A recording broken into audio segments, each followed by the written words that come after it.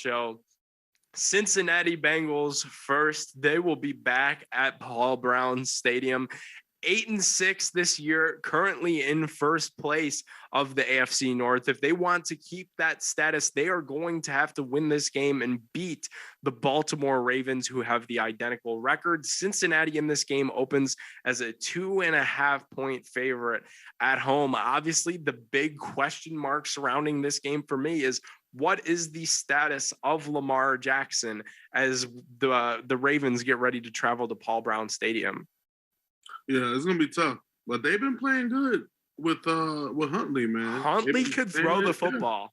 Yeah. He can throw it, and he's not a runner like Lamar, but you know what I'm saying. He compares as a passer, you know what I'm saying, to Lamar.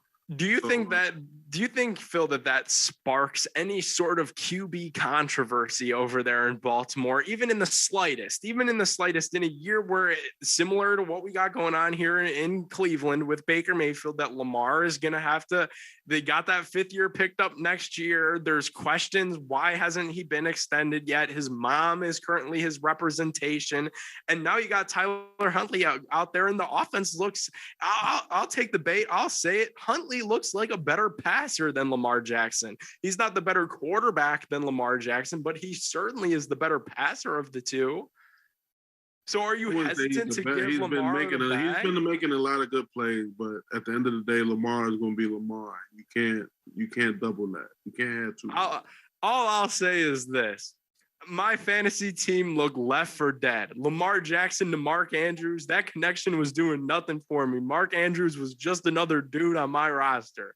But they gave Mark Andrews Tyler Huntley, and now I'm one game away from playing in the fantasy Super Bowl, Phil. So I'm here for the quarterback controversy. I need more Tyler Huntley out there in Baltimore. How do you feel about this game, though, with Cincinnati being 2.5-point favorites against a Baltimore team that has kind of dominated this division for the last couple of years?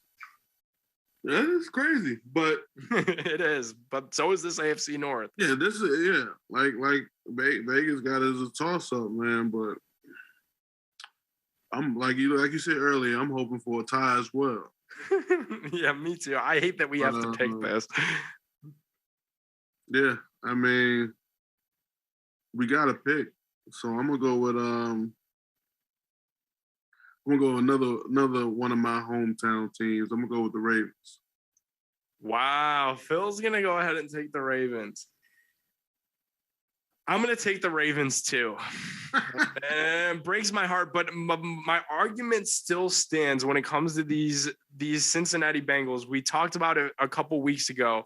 Whenever they have a big game, a game that we can't screw up, Cincinnati, they find a way to screw it up.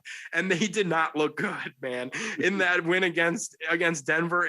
I think if Teddy finishes that game, he would have found a way to win. Denver looked all right, but Cincinnati, gets a little luck that goes their way, and the other team's starting QB gets knocked out. So I got to pick with my head, not my heart. I would love to see Cincinnati win as just another team here from Ohio, and I love it as a Browns fan too, because the Browns still get another crack at them. But my head tells me Baltimore probably takes that one, because I can't trust Cincy in these kind of big games.